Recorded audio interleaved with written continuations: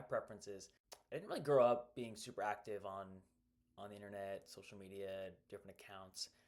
I remember not even getting a Facebook until it was kind of the pay to play tax for organizing parties in college. So kind of, to know what's going on, ended up making an account. And that was my first social account, but never really posted content. I think here and there, but nothing super active. It wasn't until I actually had one of my early businesses, Now You're Talking, where this moment came that making videos on LinkedIn was still an untapped resource for a few reasons, but the main reason being that LinkedIn still being that super serious professional platform. People were posting videos on other platforms, but weren't really posting on LinkedIn. So I ended up getting active for business purposes. So when it comes to all this is to say, I always wanted my business to speak more highly than just me. I want the business to be able to live on its own and operate on its own. So the idea of personal branding, to say I'm at a crossroads, maybe it's more that acknowledging that the world is ever changing and that call it a personal brand, call it, maybe there's another phrase to say, but basically call it funneling people to whatever you're interested, whatever serves your goals. And as much as personal branding is not why I, wake up in the morning, but um, when I had started this FinFree Cloud, the idea, you can maybe fact check me on one of my earlier uploads. The idea was that when it comes to making videos, yes, there are you could have a lot of costs when it comes to getting the right cameras, audio, cloud storage, integrations, and now there's always been automation, but now like AI level automation. So the cost could be really high financially. Depends who you talk to, because if you're talking to I was watching a podcast the other day, and they were saying how media is a lot cheaper than product in the sense that the feedback loops are much quicker with media. You could put up an upload, and then within 24 hours you could have some relative sense of how it's doing.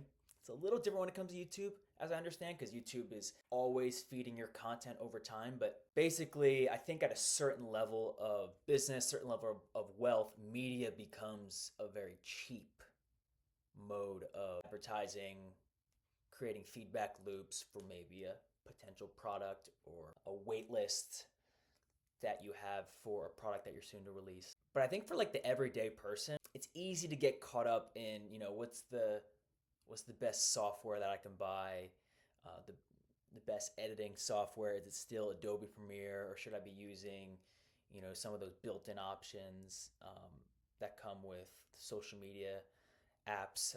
The name's slipping my mind right now, but the one that kind of came with TikTok became very popular, and people have done well simply using that mobile editing app.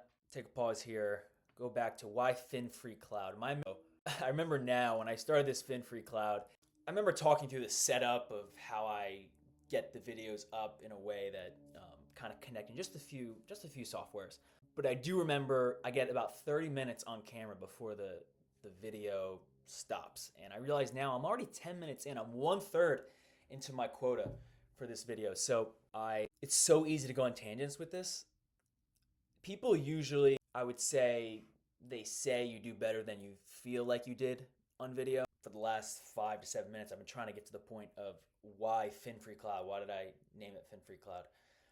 I'm one of those people that I remember talking to fellow creative business people in the past, and I'm one of those people that when I come up with an idea, I want to go out and buy the .com domain. And I remember with Now You're Talking, I had my standard domain, the nytalking.com.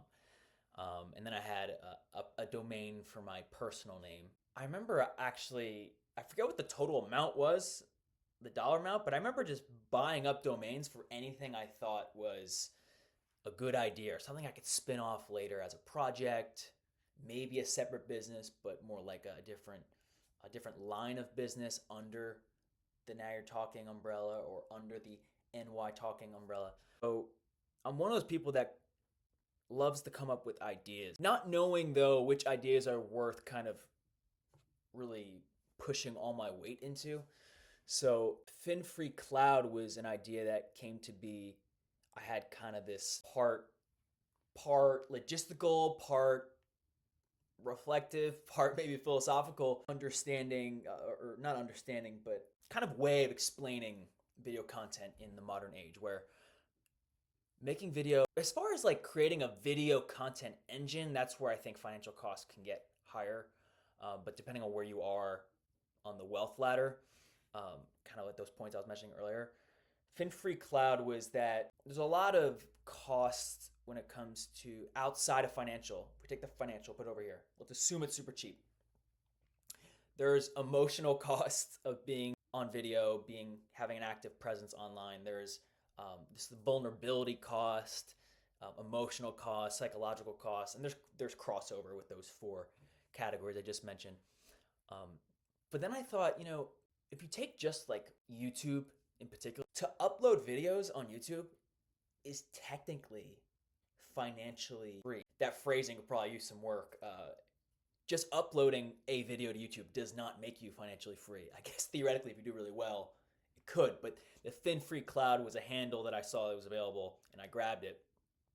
Is that the cost financially is free to upload to, in this case, the YouTube cloud. But like as I mentioned, there's all those other costs of the emotional, psychological, vulnerable, and then to build those out, the fear of what other people will think about how you talk, the things that you find interesting that you think you're just like a crazy nerd about.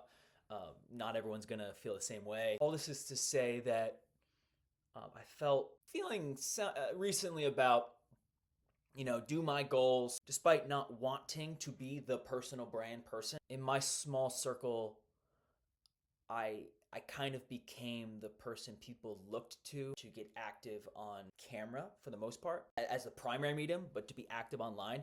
But personally, I felt like I didn't want to be the person that does a personal brand just for the sake of being famous. I've mentioned this to a few people in my life about, in a perfect world, I'd love to be kind of in a boring line of business, something that I enjoy, but boring to the common eye. I make the joke of like, I had a family member that used to work at Waste Management, and I thought, being in the garbage business might not be the most exciting business from outside looking in, but I imagine it is a very high demand service, and therefore you can do very well financially in an example of the garbage business. So doing video, I feel like video is actually a flashy business. It's sort of like the cool thing to do.